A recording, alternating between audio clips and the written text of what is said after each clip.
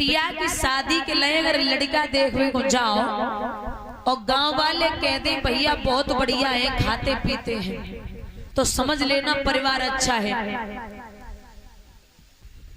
महाराज बिटिया के लिए अगर लड़का देखने को जाओ और गांव वाले कह दें कि खाते पीते हैं, तो समझ लेना परिवार बढ़िया है। और वही गांव वाले कह दें भैया पीते खाते हैं, बात एक ही है। खाते पीते तो परिवार अच्छा, और पीते खाते तो समझ लेना पीने वाले मिल गए। और आप ये मत देखना जाके कि जहां दामाद आप लड़की के लिए लड़का देख रहे हो वहां पार्क में 10 गाड़ियां खड़ी हैं, 10 कार हैं, गले में मोटी सी चेन है, हाथ में महंगा सा फोन है, ब्रांडेड घड़ी है और बड़े नौकर चाकर है। ये मत देखना दादा के द्वार पे कार हो या न हो, लेकिन लड़के के अंदर संस्कार होने बहुत जरूरी है। संस्कार अगर नहीं है तो बेटी का जीवन बर्बाद हो जाएगा।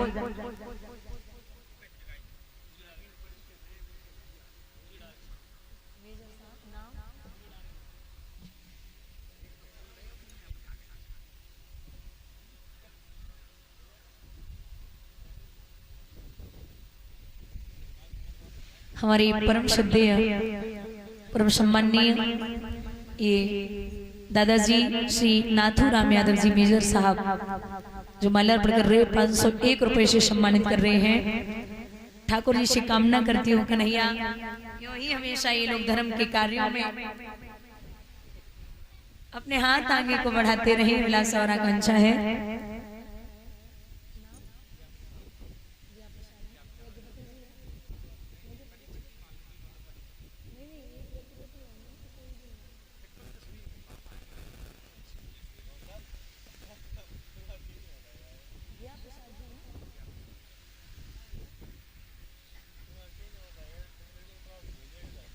ये परम श्रद्धेय दादाजी श्री ज्ञा प्रसाद जी ये भी 501 रुपए से सम्मानित कर रहे हैं। एक बार जोरदार तालियां तीनों भाइयों के लिए।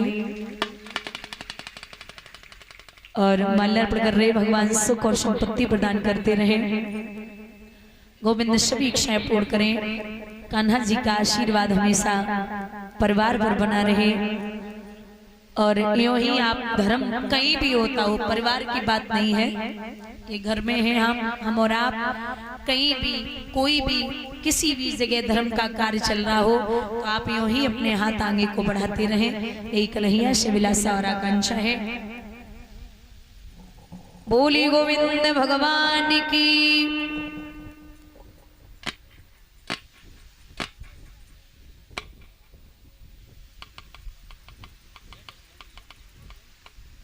ये 501 रुपए श्री हाँ जो विवेक भैया हैं उनकी बुआ जी राखी यादव जी 501 रुपए से सम्मानित कर रही हैं। बिलासपुर जिला छत्तीसगढ़ से बड़ी दूर से आई हैं। एक बार जोरदार तालियां। 501 रुपए से सम्मानित कर रही हैं। भगवान सुख और संपत्ति प्रदान करते रहे, कान्हा जी का आशीर्वाद बना रहे और कृष्ण सद्बुद्धि प्रदान करें। आपका सम्मान कहीं भी किसी भी जगह कम न हो, यही अभिलाषा और आकांक्षा है। बोली गोविंद भगवान की। भैया बुलाया है बिटिया को देख के कि बेटी शादी के योग्य है।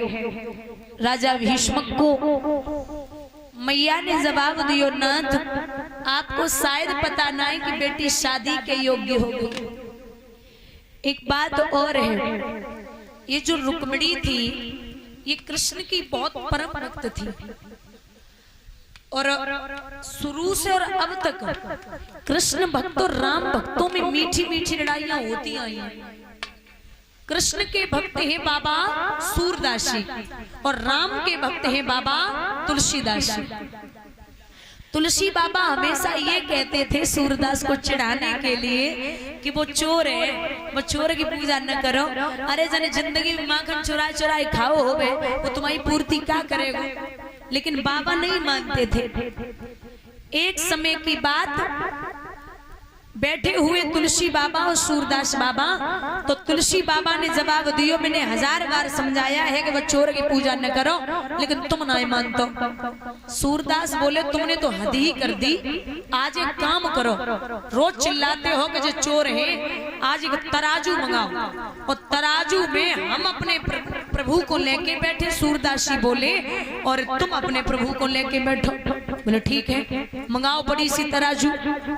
बुजुर्गों एक बड़ी सी तराजू मंगाई गई। तो उस तराजू के पलड़े में बाबा सूरदास जी इतना कह के बैठ गए, बोले बोलिए बाल कृष्ण भगवान की। बैठ गए।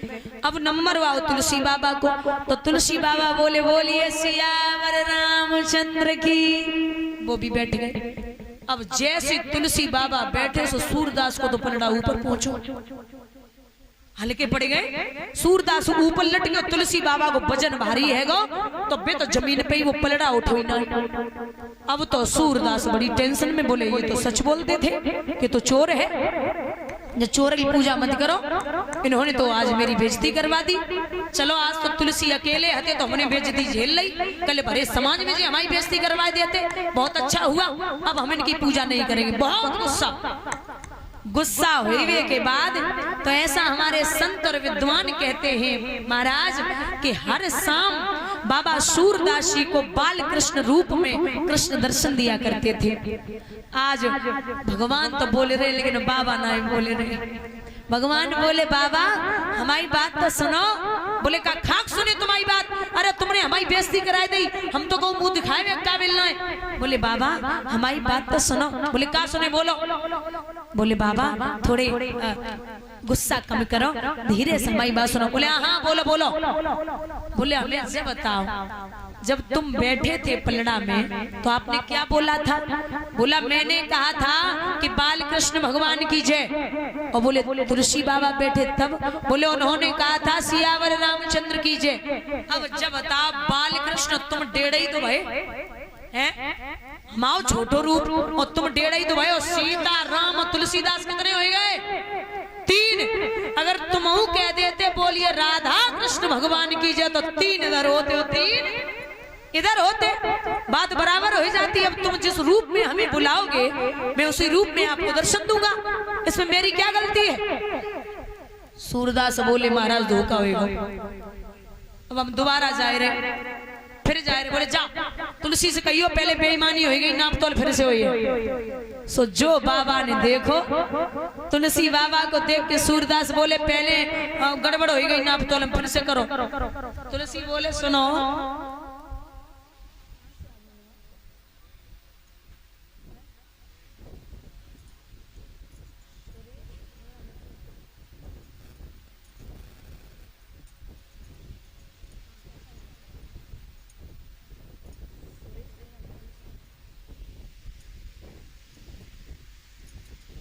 तुलसी बाबा बोले वो चोरत ज कह दियो हमारे दरबार में नाप तोल एक ही दाएं होते, दोबारा नहीं होते।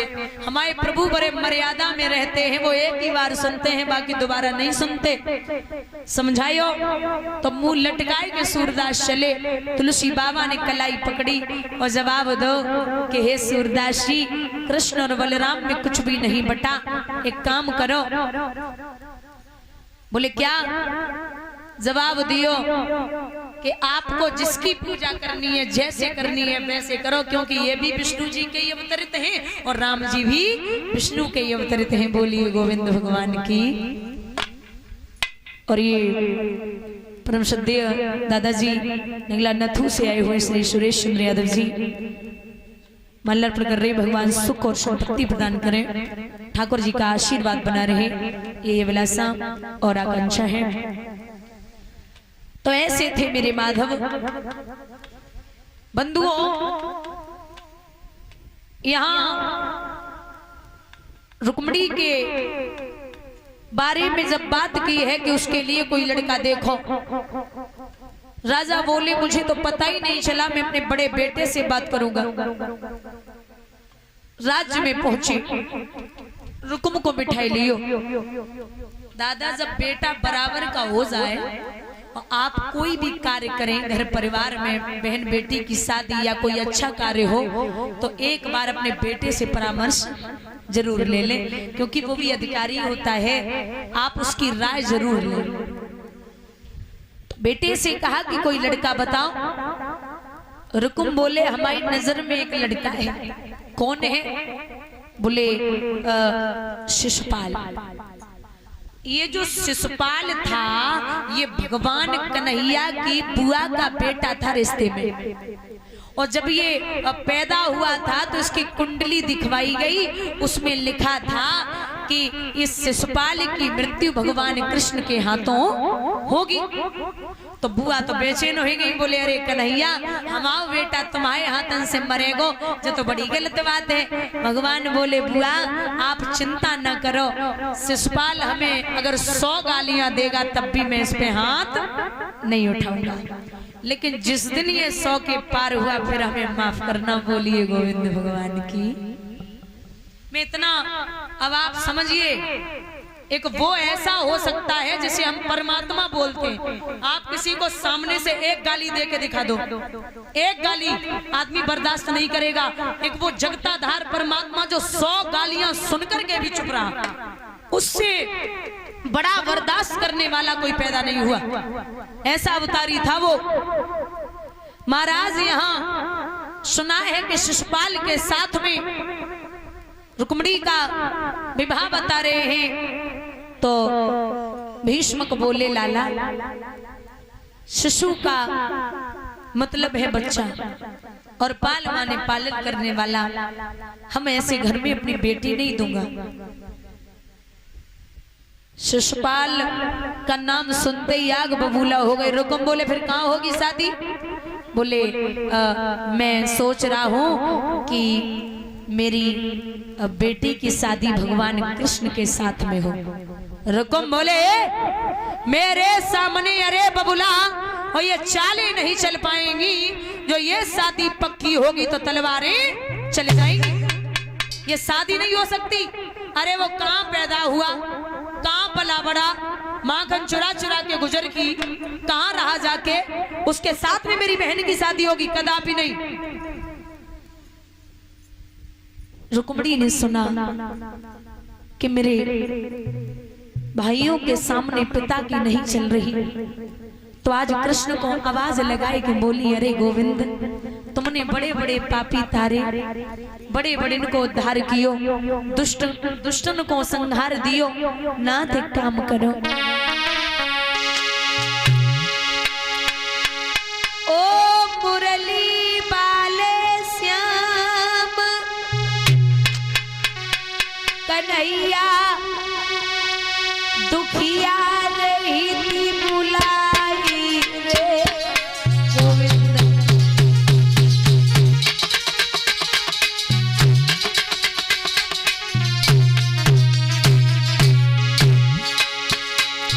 ओ मुरली वाले श्याम यो माधव रुक्मिणी रही थी बुलाई रे, मेरो बबुला बूढ़ो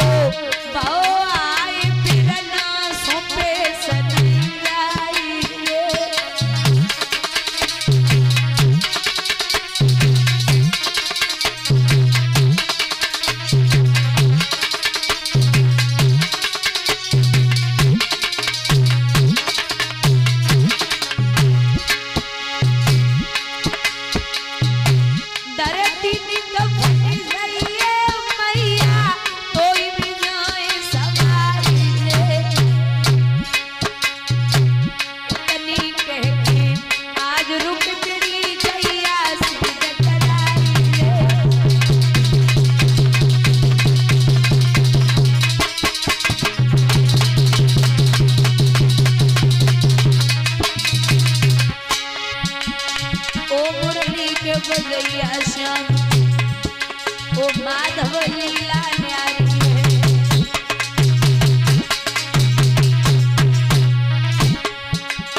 ओ बंसी के बजैया श्याम कन्हैया लीला न्यारी है।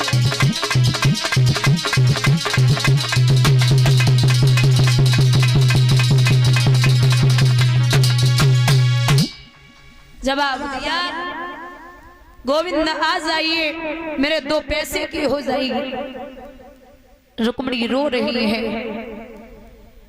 रोते रोते जब रुक्मिणी सो गई, भगवान ने रात्रि में सपना दिया, अरे ओ देवी क्यों रोती है? लगा मानो साक्षात परमात्मा सामने खड़े हों। जवाब दिया, हे देवी तू रोना बंद कर दे, एक काम करना, सुबह होते ही मुझे एक पत्र भिजवा देना, मैं उसी पत्र के आधार पर तुझे लेने आ जाऊंगा।